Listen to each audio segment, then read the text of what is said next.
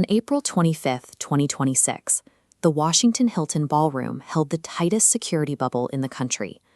The president, the first lady, the cabinet, and 3,000 journalists were gathered for the White House Correspondents Dinner. 10 floors straight up, in room 1000, it was completely quiet. A 31-year-old man sat on his bed with a shotgun, a .38 caliber pistol, multiple knives, and an email queued to send on a timer.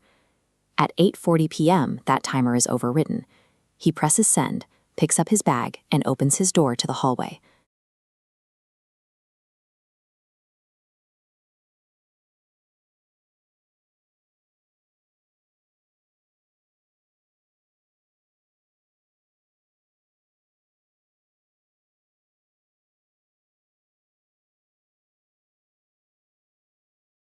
Most heavily guarded people on the planet and a man intending to kill them were now occupying the exact same building.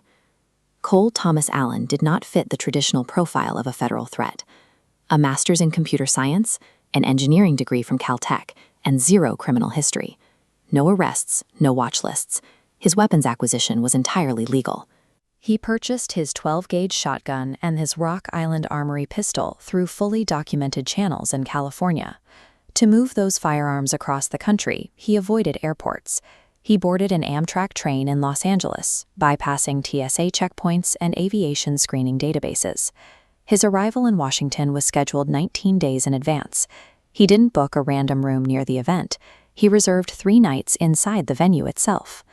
By operating strictly within state gun laws and utilizing public hospitality networks, he generated 0 actionable data. He arrived in the Capitol completely undetected. To see how he breached the event, we have to look at the architecture of the Washington Hilton. It is a massive, mixed-use complex.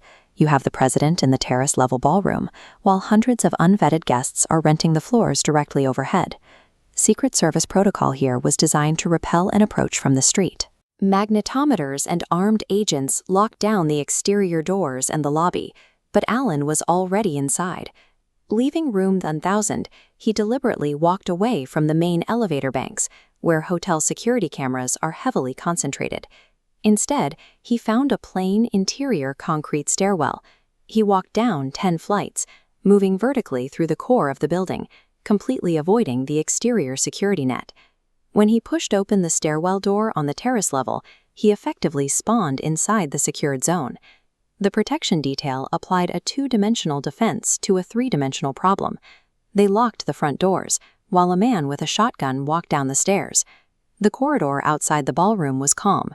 The VIPs were seated. Then a volunteer ticket checker noticed a man at the far end of the hall, holding what she realized was a rifle. Before she can shout a warning, Allen sprints the final 40 feet toward the only remaining security checkpoint. He burst through the magnetometer. He levels the shotgun at a Secret Service agent and fires. The round strikes the agent in the chest. Because he is wearing a ballistic vest, he absorbs the kinetic impact, draws his service weapon, and returns fire. Allen falls to the carpet with a severe knee injury, and officers swarm him. Months of advanced intelligence gathering and perimeter coordination dissolved into a point-blank shootout 40 feet from the ballroom doors.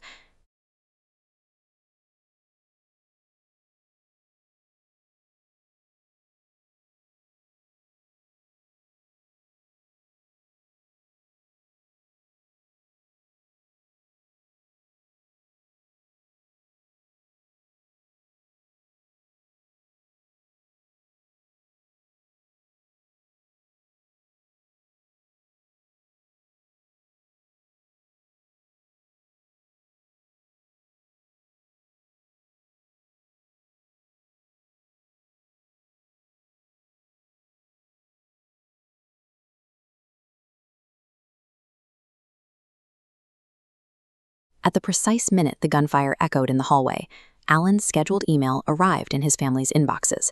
He signed it, the friendly federal assassin. He attached a manifesto outlining his rules of engagement. He drafted a prioritized hit list of administration officials, along with strict instructions to spare hotel guests, staff, and police.